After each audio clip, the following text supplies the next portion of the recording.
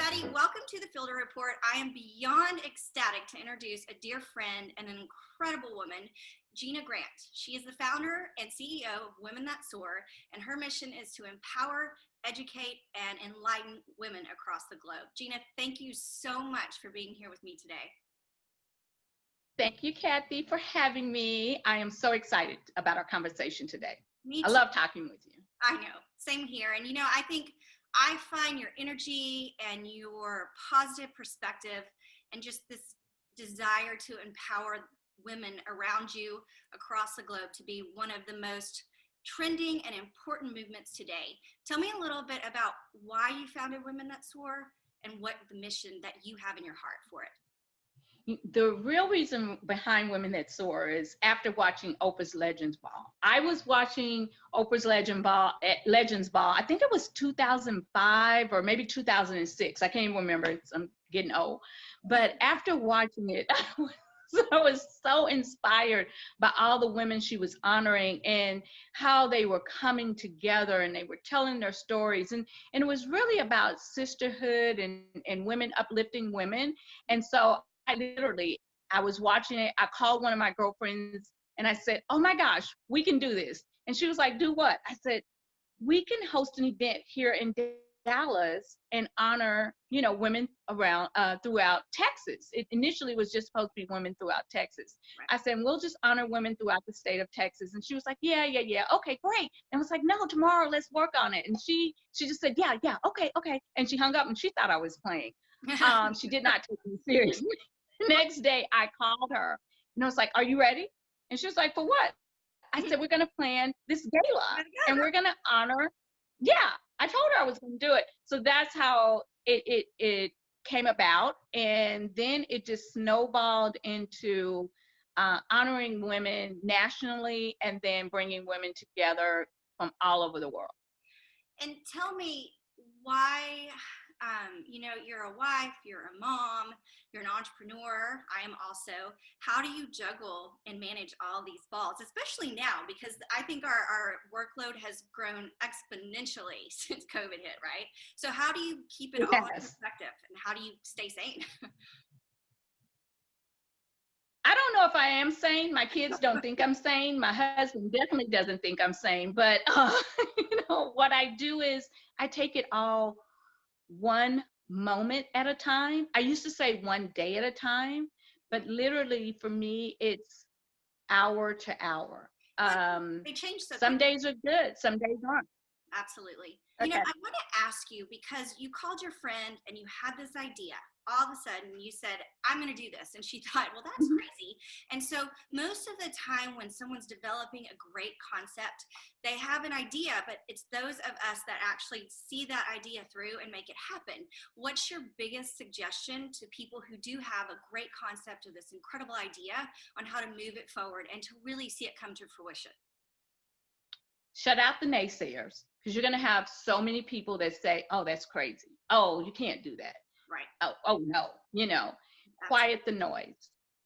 Literally turn off the noise. Absolutely. Because what you put in your head comes out, right? That's an age-old principle that is so true. And so garbage in, garbage out, or the positive vibes really do come back and round back full circle. And so, people ask me that all the time and I'm like, don't quit. So yeah. I think between your advice of just don't listen to the negative and my advice of, hey, just keep putting one foot in front of the other and get back up every time you get knocked down. Because I would imagine you've had a few bad experiences and maybe a few times where it wasn't really working and you had to just come out swinging and figure out how to do it. If I'm not mistaken, every success I know, right? Yeah. Not a few times, a lot of times, we've had those moments, that it's like, uh-oh, but you just get back up and you keep trying, you keep pushing, and no matter what, believe, trust in the process and have faith. And I think faith is the key for me. On those days when I think I can't go anymore or, I really don't know if this is working, it's faith. It's my faith. I think as women, we tend to have a lot of anxiety already. We're warriors by nature. Yeah. I know I am. So, and I've every friend and every lady I know says the same thing. And so I think that that is such a key point, that we really listen to that inner voice that says, I am on the right track. And whenever it starts to go and derail, just understand that if you have a vision and you stay on that track and you're smart about it, then you're going to succeed. It may not be the place where you thought you were going to get, though. And so I'd imagine that this has taken a few turns for you, Women That Soar, correct? Yes. Yes. Probably It going has. in a different direction than maybe what you first anticipated. So tell me a little bit about that. So, when I first envisioned WTS, I envisioned having a one-off award show. That was it. I wanted to have a televised award show for women. And what we wanted to be, and what we have incorporated, is the Golden Globes, Oscars for women. That's what we said. That's who we aspire to be. But in doing that, I have found we have built a platform. So we're more than just an award show. We are a platform that pushes content that is about empowering, inspiring women. So now we're going into more content that is televised content, with different docuseries. We're looking at doing a film. So we have really built out grown from a one-off to a actual media platform that's pushing 24/7 content. Absolutely. Yes. And so what's next? You started with a one show like idea, and now you're doing shows every year and you're making a documentary. Tell me, like, what's the vision? Or do you even, I mean, like you said, I think you change all the time, and you have to be able to really kind of navigate and pivot and do all these things. And so what's the big vision at this point? So the big vision at this point is we are looking, like I said, to push more content. The big vision is to have our docuseries that we're working on called Overcomers. And I can't give too much away about that, but that's one of them. And then also to do films. So we want to go into doing more films, content that is produced by women, directed by women, written by women. So we want to really have that content, and we want to be that place that we can distribute that content for those writers, directors, and producers out there that have great content and empowering, inspiring content that they're looking to get out into distribution and televised, whether it's films or digital. That's what we're looking to do. We're that platform for all things empowerment. I love that so much. That's just so important in today's culture, and it's so wonderful to hear. You also, Women That Soar, is associated with the charity, correct? And Yes. it works hard to empower girls who really need a hand. Tell me a little bit about that. Yes, so our Dare to Soar Foundation is all about empowering and encouraging young girls between the ages of 16 to 21. We encourage them to live their lives to the fullest. That's through education, through socializing. We really empower and inspire them to soar to new heights. So our foundation provides scholarships for them to go to college. So while they're in high school, we provide a mentorship. We mentor them. We help them with life skills. And then once they've gone through our program, they're provided a scholarship. And we follow them through the 4 years while they're in college, from the age of 18. Like, we follow them all the way to graduation at 21. So our goal is to take them from 16 to 21, helping them, mentoring them, providing them the life skills, and then sending them off to college and letting them know that they can be anything that they desire to be. Well, and so, you have an extraordinary story, obviously, that I admire so much. And it's just a wonderful experience to hear it. But just to kind of summarize a little bit, how do you think that this fire to empower other women was kind of lit in you? What caused that? Especially to this extent, right? It's my own childhood. I grew up with my mother is just, I told her she was the first lady before she wasn't even a first lady, but she literally believed that she was in the White House for, one day. And I was like, Mom, you've never been, not married to the President of the United States. But she always told us that we were special. She always empowered us to know that we could be anything. She inspired us, embraced us on a daily basis. So there were never, never did she say anything negative to us. It was always something uplifting. And so it comes from my mother, and then also my father, who was this person who always gave life lessons. My father was this person, he'd say, nothing comes to sleepers but a dream, and most of those are nightmares. So get up and make something happen, So it was my parents. It comes from my parents. And I feel like I was so blessed to have a life of abundance that I should always give back. And that's what my mother would say, help those who are less fortunate. Even if you only have $1 to your name, you are to help someone else. And so that's where it comes from. Absolutely. And, it is such a blessing to be born into a situation where you do have visionaries, really, because your parents, yes, they wanted to empower you from the very beginning and help you understand. And they gave you the principles to do it. And so I think, besides your parents, can you tell me maybe some of the people who have really just inspired you or helped build this empowerment platform that really speak to you? Oh my gosh, so many. WTS is not a platform without all the women we've honored, without our team that works with me on a daily basis. We are who we are. We are what we are because of the women who have embraced us. And that includes you and so many we've honored. But if I look back and say the person that that may have touched may have changed things for me is Reuben Cannon. So having Reuben Cannon as a partner has helped me elevate the brand. His knowledge and wisdom of the entertainment industry and work ethic, skill set has really taught all of us more than what we could have learned in a classroom. It's his knowledge, wisdom, and skill set of years in this business that has taught us to navigate the waters and how to really take things to the next level.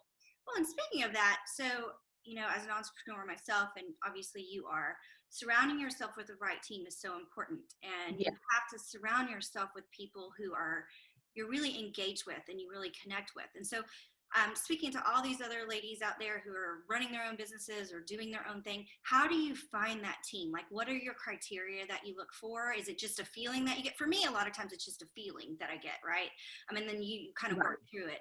But tell us a little bit about how you build that superior team. For us, how we build our team is through relationships. It's one relationship at a time. Like you said, it's the feeling. But everyone on this team has been with me at least since 2013. And they may say, Gina, I know a producer who's hardworking, because they know we work so hard. So it's relationships. And so that's how we built our team. It's all about who you know, and that person brings someone else to the table that can help move the needle a little bit. Absolutely. And, I think that is years of just meeting people and being engaged in their stories and listening to them and sharing mine has really helped me build my team. And so I think that's such an important thing to realize for those of us who are trying to build something, is to those day-by-day experiences that might not seem important, sometimes they are the most important experiences that you're going to have in order to elevate your brand. And so let's talk a little bit about elevating brands, because obviously Women That Soar is an incredibly successful brand and you're still building. Social media is a huge platform that we have to tackle today. I mean, tell us how you think you approach marketing and the maybe 2 or 3 points that you think are so important in order to really, give that brand elevation that we're all looking for. Here's what I would say, marketing wise, find a good social media person. You really have to have someone that understands it, that gets it, and can help you with the content, because the content is important.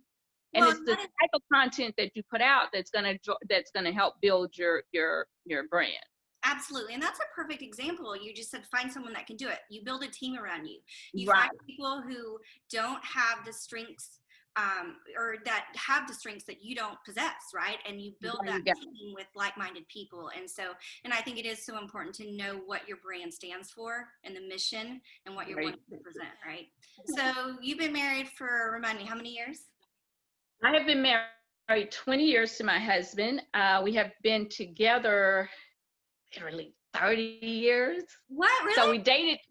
we dated 10 years prior to getting married. I had to really make sure I liked this dude before I was going to say. Right. I'm going to stay with them, then you better like them. Right, I better like him. It took me 10 years to figure out if I liked him or not, or if he liked me. Stories on Facebook always make me laugh. Your conversations with him that you kind of write down and share, and you know, he seems like so very level and grounded, you know, and just kind of this rock for you. But you know, if you're like me, there are times whenever they drive you crazy, and then there are times whenever you love them to death, right? And so, I mean, after so many years, there's just going to be all these moments. And so, tell me what it's like for him, you being a very powerful woman. How does he handle that? How do you guys work together on that? Honestly, he will say, "I don't work for you." Right. Remember this, I don't work for you. That sounds just like And we laugh, and you know, and he says, and by the way, stop buying all that mess that they're telling you, because you really aren't all that anyway. So it's really good because they do kind of humble you a little bit, right? And they make yeah, you realize, hey, guess what? You ain't all that, so just move on. ain't all that, girl. Yes, that's him. So all of us have been affected by COVID, and it's made an impact on the way we're doing business and what's next. So tell me how it's impacted you just briefly. And then also, when is the next Women That Soar Awards? Okay. So, you know, COVID has impacted all of us. And what I try to do is not focus on the negative part of it. We just keep pushing, you know, we push harder. So when COVID hit, I was like, we are not going down. This is not how we're going out. We have to more work harder. Right? You get better. Yeah. You get, you know, we had to reinvent ourselves. We said, okay, well, what do? We go digital. And that's what we've done. Is it hard? Of course. Anything worth having is hard. But what we have done is we have set the date for the 2021 WTS Awards, and we're looking to come back bigger, better, and stronger. The show date is November 20th, 2021. So everyone mark your calendars, November 20th, 2021. And we will be hosting the show at the Omni, Dallas Omni. And we are planning a 3-day event. So we are coming back to where we want a celebration. It's not an event. This is going to be the time for us all to come together and celebrate.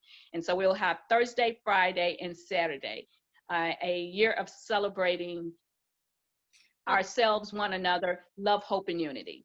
I love it. So, and talking about pivoting and figuring out how to do it bigger and better. I mean, a 3-day event versus an evening event is definitely getting bigger and better. So I'm proud of you, friend. That's super exciting. And I actually Thank wait to you. see it. Cannot wait.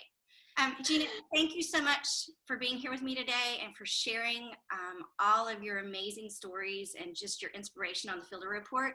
If you are on YouTube, don't forget to hit that subscribe button, and we cannot wait to see you next time.